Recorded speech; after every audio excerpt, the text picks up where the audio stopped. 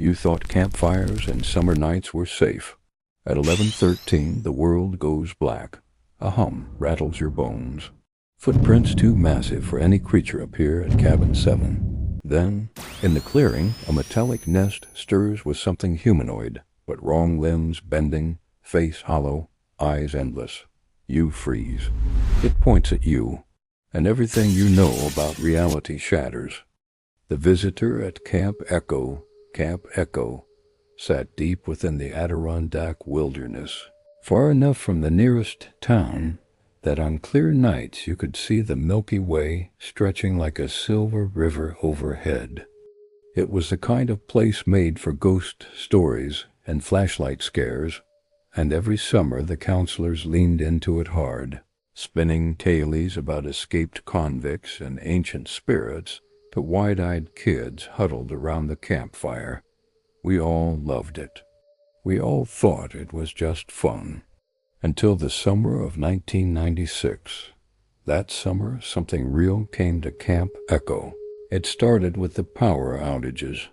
They weren't normal blackouts. 1 second, everything was fine, and the next, the world would snap off like someone had thrown a switch. No warning. No flickering. Just pure, suffocating darkness. And always at 11:13 p.m. exactly. At first, we joked about it. Camp Echo's got a ghost with a wristwatch, we laughed. But the joke stopped when we noticed a hum. A low, buzzing sound that came from nowhere and everywhere all at once. It filled your ears, your bones, made your vision throb. And always after the hum faded, kids would complain of nightmares, vivid dreams of tall, spindly figures standing at the edge of the woods, just watching. Then came the footprints. They started appearing around cabin 7, massive 3-toed impressions pressed deep into the dirt, too big for any animal we knew. No drag marks, no sign of entry or exit, just there. Like something had materialized out of thin air. We tried to rationalize it. Bigfoot, pranks, maybe some weird erosion pattern. But deep down, we knew none of it made sense. The real breaking point came 2 weeks into the summer session. A group of us 3 counselors and a dozen campers hiked out to Devil's Hollow for an overnight. It was tradition. We'd tell spooky stories, roast marshmallows, pretend to be scared. We set up camp just before dusk, the sun bleeding into the trees like spilled paint. Everything felt off from the start. The woods were too quiet. No birds, no insects. Just the crunch of our boots and the crackle of our fire. Around midnight, as we sat telling ghost stories, the hum returned louder than ever. It rattled the pots and pans, made the flames in the fire dance sideways. The kids started crying, and I'll admit it, I wanted to cry too. Then the lights came, not flashlights, not anything human. These were cold, blue-white spheres hovering silently between the trees, shifting and bobbing like they were alive.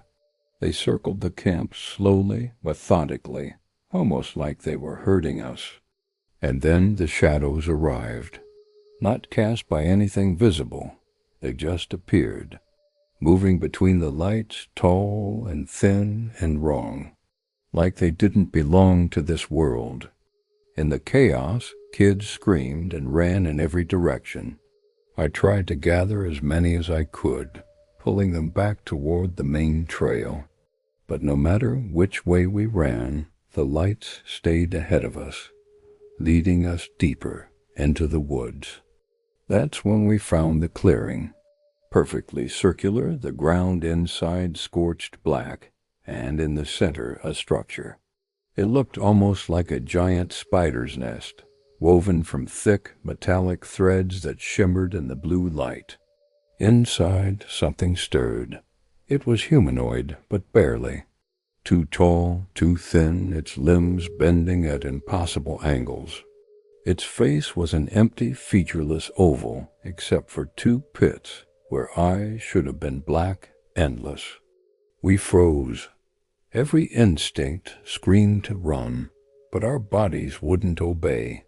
It raised one spindly hand and pointed directly at us. Suddenly, I felt a crushing pressure in my skull, like my brain was being wrung out by invisible hands. Flashes of images exploded behind my eyes, planets, stars, alien cities, and horrors beyond comprehension. It lasted only seconds, but felt like a lifetime. When I came to, it was morning. We were back at Camp Echo, all of us lying in a heap outside the main lodge. No memory of how we got there. No tracks.